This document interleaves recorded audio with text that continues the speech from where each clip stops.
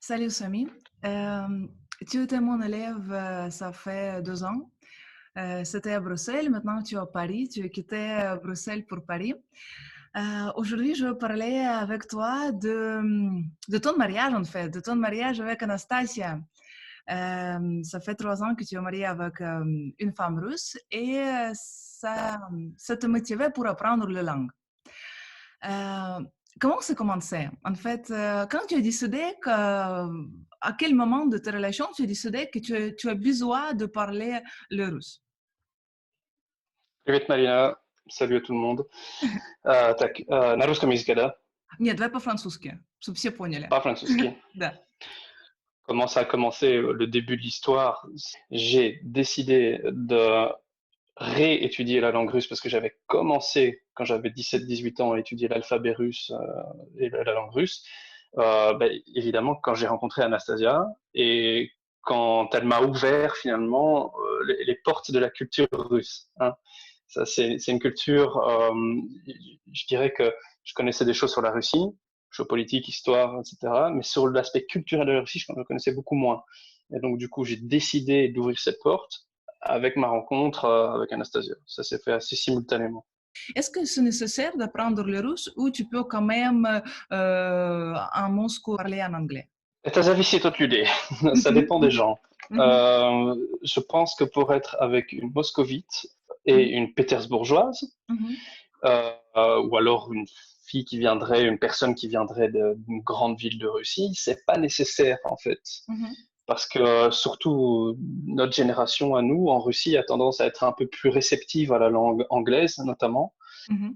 Et dis-moi, si de temps en temps, tu étais dans la situation que tu as pensé, ah, tiens, en fait, c'est vraiment bien que j'ai investi dans la langue. Parce que de temps en temps, oui, c'est compliqué, ça prend beaucoup de temps. Et de temps en temps, tu as l'impression que tu n'avances pas, que tu as vu, c'est vrai que le même verbe 10 fois, et oui, oui, c'était ça. Mais, et quand il y a de temps en temps, quand même, la situation, tu penses, ah, en fait, c'était bien, hein? Это было правильно, что я решил учить, hein? Première fois où j'ai eu l'impression que ça me servait vraiment à quelque chose, c'est tout bête, mais c'est à l'aéroport à Moscou, quand tu sais te diriger.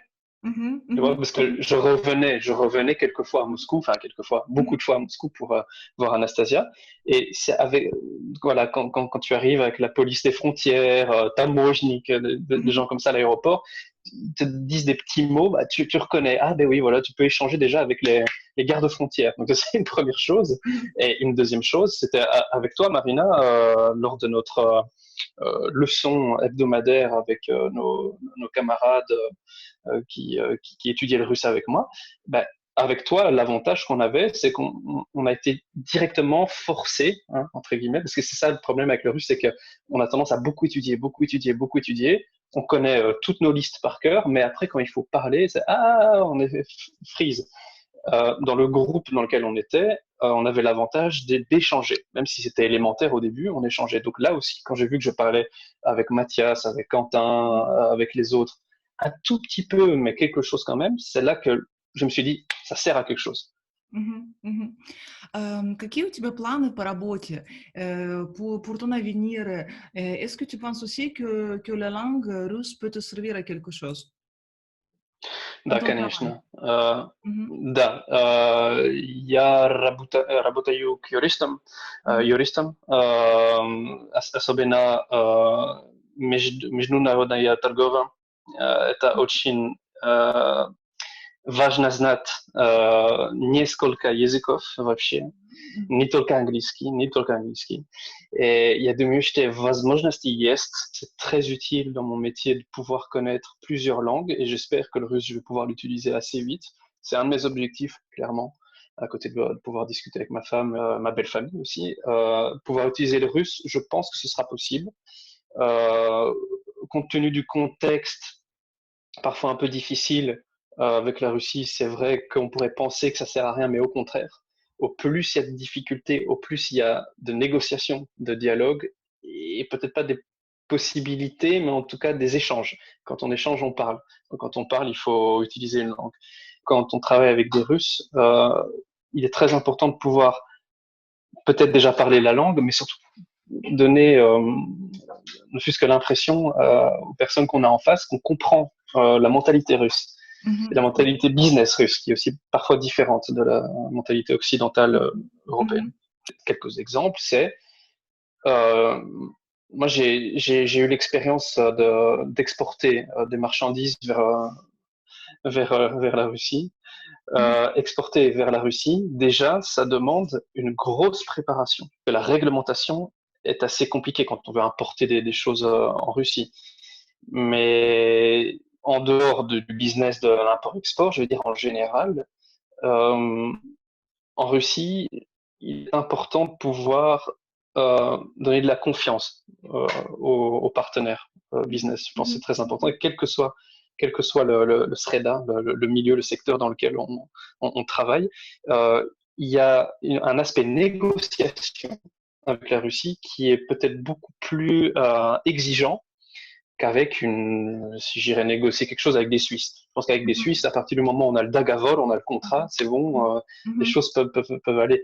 En Russie, il y a aussi des modalités de paiement qui seront difficiles, une législation locale qui sera peut-être fatalement différente qu'ici en France. Donc, il y a ces aspects-là. Aussi, l'aspect peut-être parfois un peu direct de Mhm. certains businessmen russes, un aspect en tout cas extérieur direct, alors que bon, voilà, ici, les gens, surtout en Belgique, je pense que les gens ont tendance à ne pas être le moins direct possible, essayer d'enrober les choses, d'édulcorer, Mhm. d'être un peu plus gentil en négociation, alors qu'en Russie, on peut vite se confronter à des positions assez arrêtées et on doit essayer de négocier. C'est pour ça que la négociation est importante en Russie, plus Ah, qu'ici. t'es preuve, t'es preuve. Parle-moi de ta famille russe, de ta belle famille russe. Avec ma belle famille, donc les parents d'Anastasia et son frère aussi, parce qu'elle a un frère, je dirais que les relations sont très bonnes, très cordiales. Ça a été le cas dès le début. Pourquoi?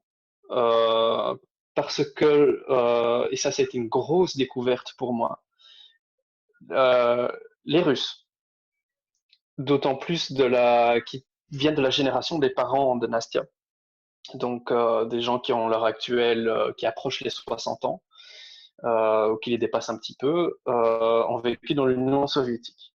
L'Union soviétique, quoi qu'on en dise, il y avait une certaine ouverture culturelle sur l'Occident.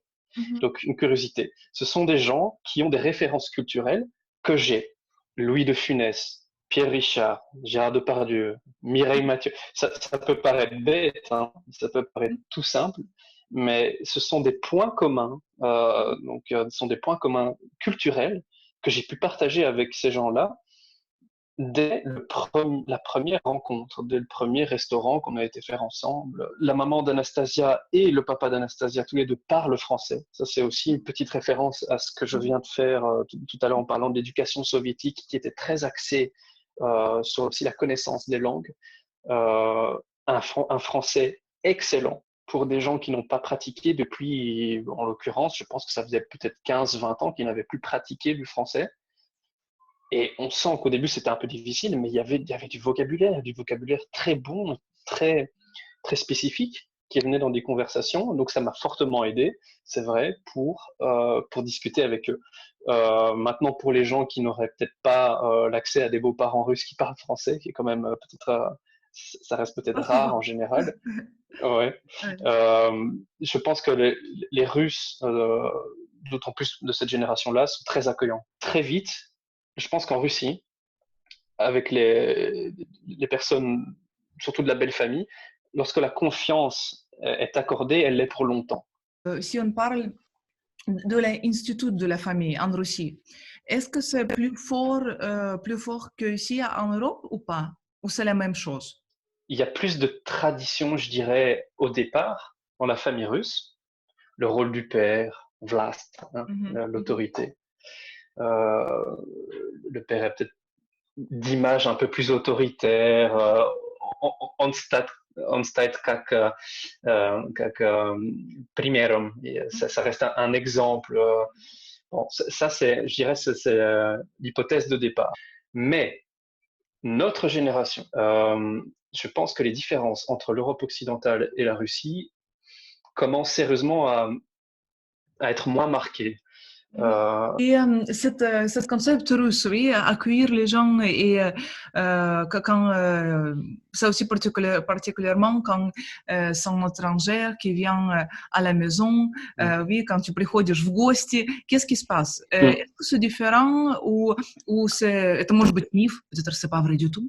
Ça dépend du lieu en Russie, parce qu'en Russie, c'est très très grand. Je vais parler de ce que moi je connais, Mhm, c'est-à-dire le Grand Moscou, la grande région de Moscou. Je dirais qu'en général, en Russie, quand tu es un occidental et quand tu voyages en Russie, déjà, au départ, il y a une certaine curiosité des Russes vis-à-vis de toi, qui tu es, pourquoi tu es là, qu'est-ce que tu viens voir, etc. Donc je pense que en arrivant chez des gens, attention, parce qu'on ne rentre pas en Russie dans un appartement comme ça. Je veux dire, il y a une notion de privé qui est assez forte, aussi forte qu'ici en Europe occidentale, je dirais. Mais encore une fois, la confiance, je pense une fois que la confiance est passée, c'est comme avec les parents, hein, c'est un peu la même chose, les beaux-parents, qu'on vienne avec une personne que les gens connaissent. Je pense que le Russe qui accueille a tendance à faire une démonstration d'accueil plus impressionnante qu'en Europe occidentale. Ben, en fait, un bête exemple, euh, c'est la table, stall. Hmm. Mhm. Quand tu vas en Belgique boire un café ou un thé le dimanche après-midi, quand tu regardes la table, il y a des spéculoos, il y a un peu de café, deux, trois madeleines, c'est tout. Mais en Russie, quelle que soit l'heure, c'est pas un samovar, mais tu as Mhm. une théière énorme, tu as beaucoup de thé, il y a beaucoup de gâteaux. Moi, j'ai plutôt vu aussi des tables où il y a plus de, de choses salées à manger, donc Mhm. des Mhm. concombres, des tomates, la table est chargée. Et oui, effectivement, la Méditerranée, les gens sont assez easy going, facile. En Russie, c'est pas non plus comme ça, c'est pas la Méditerranée. Il faut connaître, il faut donner confiance. Mais une fois que tu réussis à rentrer, c'est feu Mhm. d'artifice. On se sent très accueilli. Dis-moi, si dans tes relations avec Anastasia, c'était le moment quand ta femme attend d'autres choses de toi. Qu'est-ce que c'est important en fait? Est-ce que c'est différent? Est-ce que c'est différent de femmes européennes? Honnêtement, Chesna Gavria. Et à думаю, что нет. Je pense que non. Je pense que des différences, encore une fois, il y en a de moins en moins. Je Mhm. parle vraiment honnêtement parce que j'ai rencontré beaucoup de gens en Russie, rencontré beaucoup de Russes de Paris et de Bruxelles. Il doit y avoir effectivement des petites touches, mais je dirais que c'est pas dans la vie, dans les valeurs familiales qu'on retrouve des différences. Parce qu'encore une fois, la jeunesse pétersbourgeoise et la jeunesse moscovite, pour moi, sont intégrées à l'Europe au niveau Mhm. des valeurs, de plus en plus. Hein. Euh, Au niveau des valeurs, je dirais que c'est kiff-kiff. Hein. Pour l'instant, ça dépend avec qui vous êtes, évidemment, hein, mais moi, je trouve que j'ai eu aucune difficulté d'adaptation à telle ou telle valeur. Mhm. Mhm. Maintenant, c'est sur des aspects pratiques, je pense, du quotidien. La gestion des budgets. Euh, En Belgique, on a tendance à beaucoup économiser. On est comme ça en Belgique, on économise, on investit dans de la brique, etc. Mhm. Euh, Alors qu'en Russie, en Russie, parfois, je pense qu'on aime investir en Russie. C'est Mhm. pourquoi faire dormir l'argent quand on peut l'investir. Je sais que tu es venu beaucoup de fois à Moscou. Est-ce qu'il y a d'autres Hmm. villes que tu as visitées? Et qu'est-ce que tu peux conseiller? Où il faut aller? Alors, déjà, je peux conseiller autour de Moscou l'Anneau d'Or, Katso. Il y a des villes comme Vladimir. Moi, mon coup de cœur personnellement, ça a été Rostov, près donc du lac Nero, où il y a un ancien Kremlin, donc un ancien Kremlin, euh, qui est absolument magnifique. Il y a des touches d'Orient que tu trouveras nulle part ailleurs en Europe. Il y a la région, on avait fait un tour dans la région Rybinsk, ouais, Rybinsk, tout ça, la région des réservoirs, de certains villages qui ont été coulés par le régime à l'époque, des grands travaux, des canaux qui ont été construits, donc creusés par des travailleurs forcés à l'époque. Un jour à Moscou, je n'avais pas de programme, donc je me suis dit je vais prendre un train. Je suis allé à Vladimir tout seul comme un grand. Eh ben, c'était génial. En Russie, il y a différents trains, différentes catégories de trains. Et j'ai pris un billet de train pas trop cher. Et à l'intérieur, c'était la Suisse, quoi. Il y avait des écrans, c'est 10 fois plus propre qu'un train de la SNCB ou de la SNCF qu'on peut prendre. En tout cas, moi, mon expérience que j'ai eue de prendre le train dans les alentours de Moscou, elle était très bonne. Bon, évidemment, on peut prendre une électrichka en troisième classe, ça existe aussi, mais si on veut consacrer un peu de budget confort, pour voyager autour de Moscou, il n'y a aucun problème. Il y en a pour tous les budgets, en fait. Et donc, très confortable. Tu arrives à Vladimir. Euh, il faut monter les remparts pour ensuite arriver dans la ville. Et c'est top. Moi, j'ai trouvé ça top. Très vivant. En Russie, je trouve que, en tout cas, aux alentours de Moscou, la population est assez jeune. En tout cas, pour ce que moi j'ai vu, je ne parle pas des petits villages isolés, hein, je parle des villes comme Yaroslav, par exemple. Euh, c'est assez jeune, il y a beaucoup de jeunes, c'était l'été aussi, donc voilà, c'était les vacances, ça bouge énormément. Il y a la vie, tu sens que la vie en été, il y a beaucoup de vie dehors par rapport à ici, je trouve, en Occident, où on a peut-être tendance à rester un peu chez soi, même en été. Donc j'ai trouvé ça vraiment top, très bonne expérience. Vladimir et Yaroslav, ouais, avec la Volga en plus. Qu'est-ce que tu fais pour ton russe? Parce que maintenant tu es à Paris, tu travailles full-time job, tu n'as pas vraiment du temps même pour prendre des leçons privées ou pour suivre les cours. Qu'est-ce que tu fais Mm. pour grandir, pour pas oublier, pour apprendre? J'essaie d'être efficace. Je me dis, qu'est-ce qu'il me faut?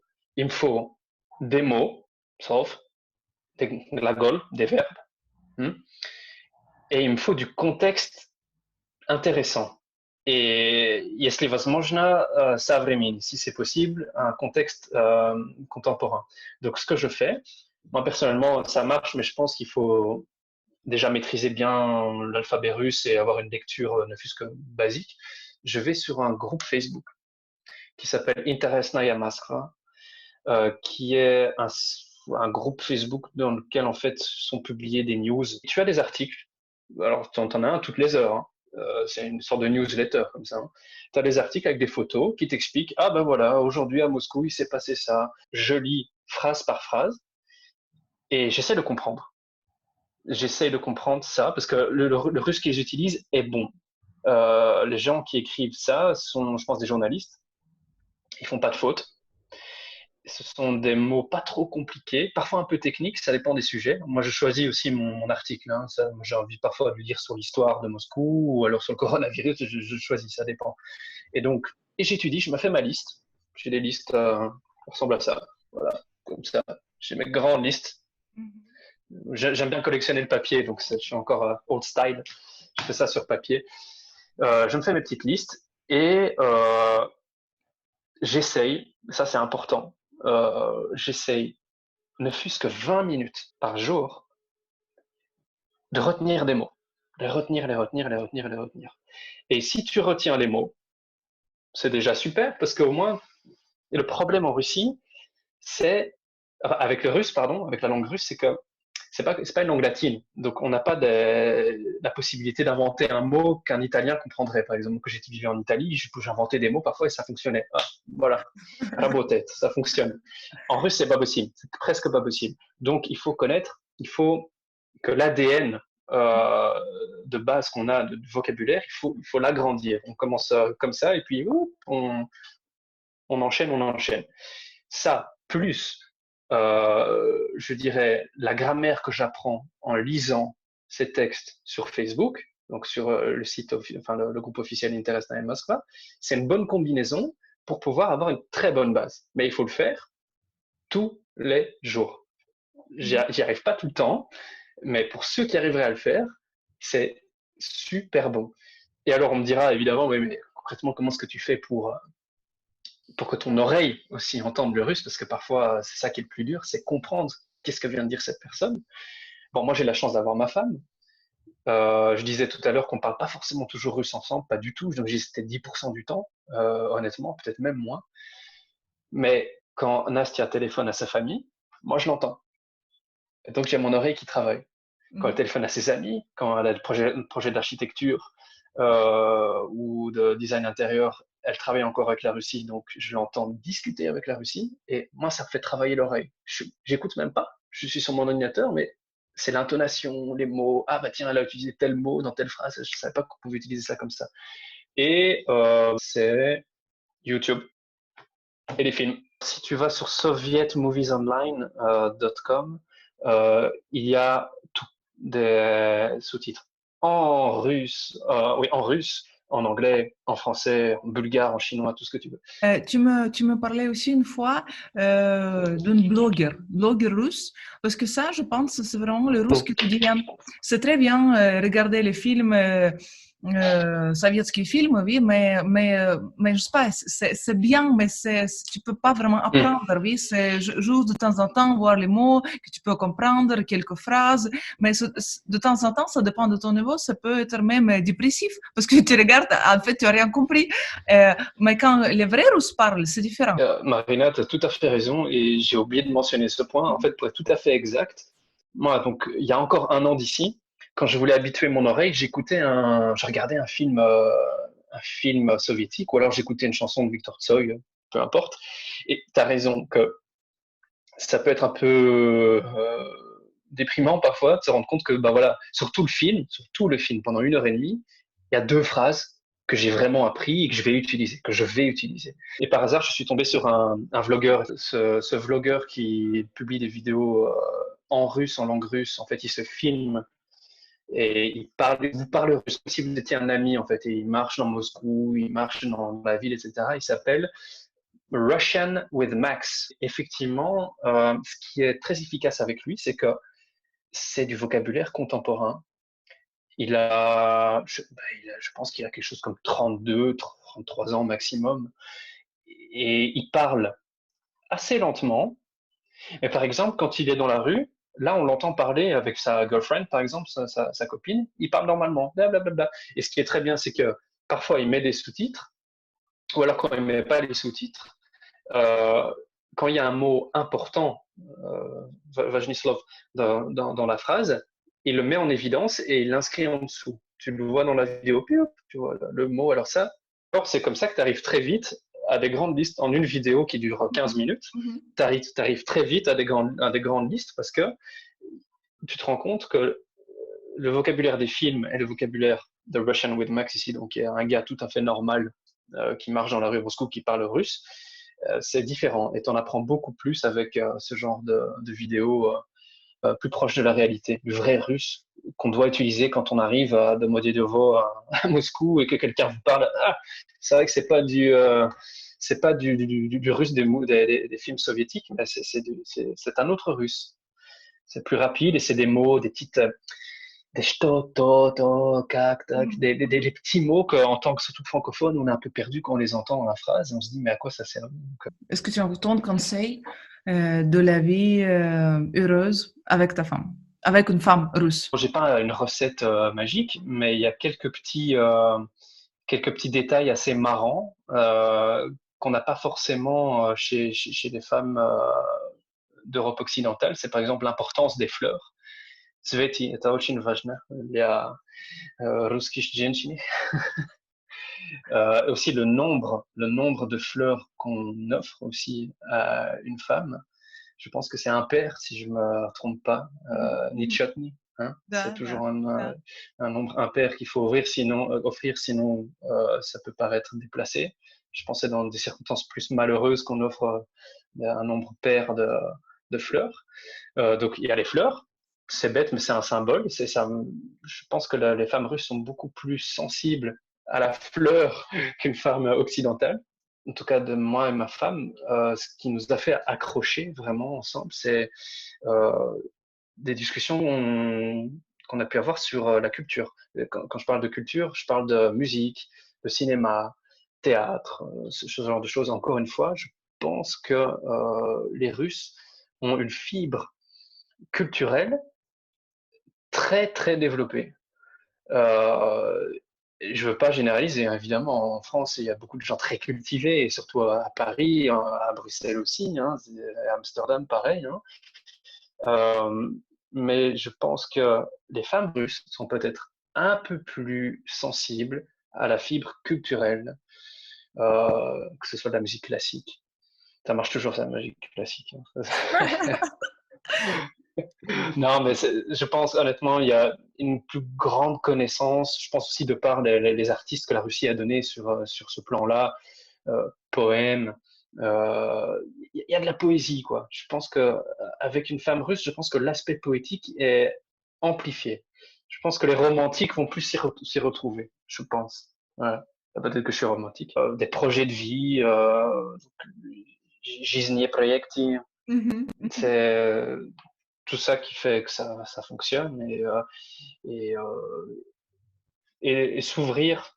Ce qui est chouette, c'est que ça permet de s'ouvrir à une autre culture. Comme je disais tout à l'heure, c'est une culture qui a beaucoup plus de parallèles et de points communs avec la nôtre que ce qu'on peut en penser. Ouais. Классно, классно. Ой, Сами, спасибо тебе. Merci beaucoup, Сами. C'était vraiment cool. Tout d'abord, avec plaisir. Merci beaucoup, Marina.